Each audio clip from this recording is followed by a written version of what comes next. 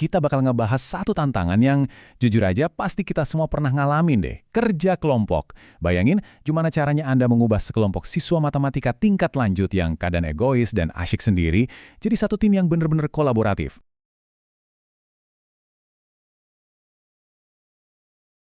Ngajar itu bukan sekedar nyuruh anak hafal rumus, ini tuh soal membentuk karakter mereka seutuhnya. Dari 8 dimensi profil lulusan ada satu poin yang paling bikin beliau penasaran. Kolaborasi, membangun kerjasama yang nyata, yang bukan cuma sekedar numpang nama di laporan. Itu target utamanya. Tujuan akhirnya tentu saja menciptakan diskusi kelompok yang hidup dan setara. Sebar aja anak-anak yang nilai ujiannya paling tinggi ke tiap kelompok, harapannya biar mereka bisa jadi tutor buat teman-temannya. Keluhan dari anak-anak mulai bermunculan. Ada yang ngerasa nggak nyambung ngobrol sama teman kelompoknya. Ada kelompok yang diam mematung, benar-benar nggak ada interaksi pas dikasih lembar kerja. Dan yang paling sedih, fenomena klasik ini terjadi. Si anak pintar berkeringat sendirian ngerjain semua soal, sementara yang lain cuma duduk manis numpang nama. Ternyata, ngelompokin anak cuma berdasarkan angka kognitif gagal merangkul sisi manusiawi mereka. Lalu, apa dong solusinya? Mengenal karakter DISC. Kegagalan tadi bikin sang guru nyari jawaban di luar buku matematika, tepatnya di dunia psikologi. Beliau nemuin konsep DISC. Tahu nggak, konsep ini tuh lazim banget dipakai di dunia profesional buat team building dan rekrutmen, bahkan sejarahnya udah dari tahun 1920-an. Keputusan untuk bawa metode level korporat ini ke ruang kelas itu langkah yang benar-benar brilian. Yuk, kita bedah keempat karakternya. Pertama, D atau dominance. Ini tipe anak yang berani, tegas, dan selalu pengen cepat beres. Pokoknya orientasi target banget deh.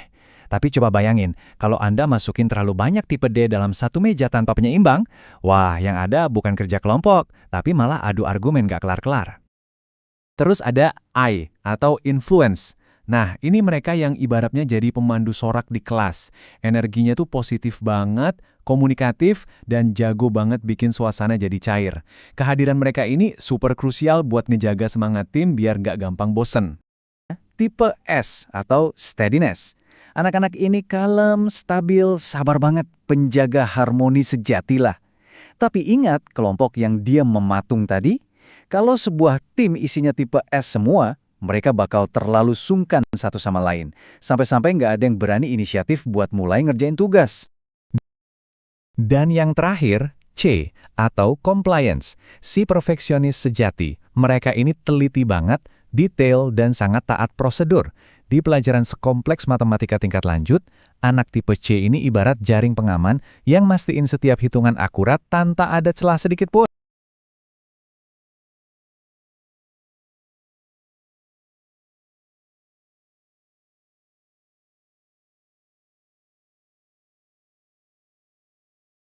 Pertanyaan selanjutnya, siapa yang paling pantas jadi ketua kelompok? Nah, ini temuan yang sangat menarik. Ternyata setiap kepribadian itu bisa banget jadi pemimpin, tapi dengan fungsi yang tidak beda. Tipe D itu jagoan kalau kelompok lagi dikejar deadline ketat.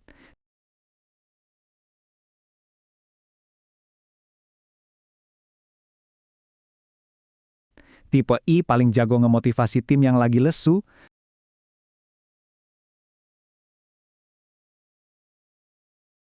Tipe S mimpin dengan ngerangkul ego semua anggotanya.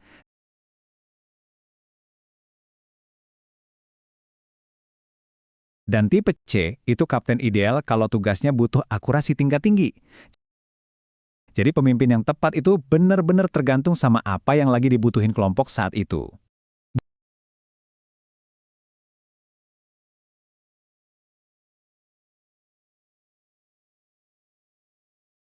Buat nerapin ini, sang guru bikin alat diagnostik sederhana sebelum modul berikutnya dimulai.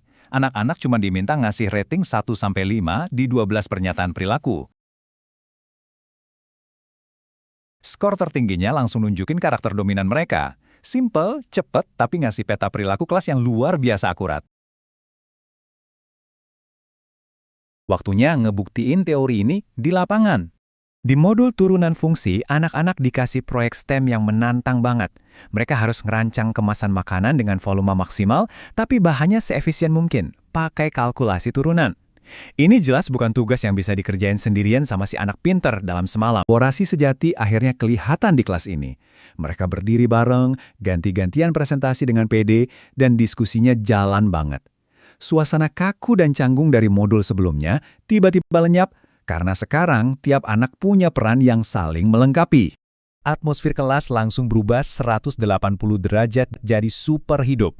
Waktu ego dikelola dan kepribadian disatukan, di mana ketegasan si D diimbangi sama harmoni si S, dan cerewetnya tipe I dikawal sama ketelitian tipe C, matematika yang tadinya abstrak dan kaku berubah jadi tarian kerjasama yang dinamis. Mereka nggak cuma lagi belajar rumus, tapi mereka belajar gimana caranya kolaborasi layaknya profesional di dunia kerja. Bukti nyatanya bisa dilihat dari karya mereka. Nggak cuma hitungan kalkulusnya aja yang benar-benar akurat berkat si perfeksionis tipe C, tapi wujud fisik prototipenya itu loh, terpotong rapi, dilipat presisi, bahkan dihias estetik, ini benar-benar kemenangan telak untuk sebuah proses kolaborasi. Ini adalah sebuah lomba. Dari sekedar kumpulan nilai ujian menjadi satu tim kolaboratif yang solid. Nah, kalau kita memang berharap siswa-siswa kita berkembang jadi manusia multidimensional yang utuh, kenapa kita masih sering ngelompokin mereka seolah-olah mereka cuma angka di lembar nilai? Ketika kita mulai menghargai keunikan karakter mereka, potensi yang luar biasa akan langsung terbuka. Terima kasih udah ngikutin sesi bedah materi kali ini. Semoga wawasan ini bisa memicu inovasi baru buat tim Anda ke depannya.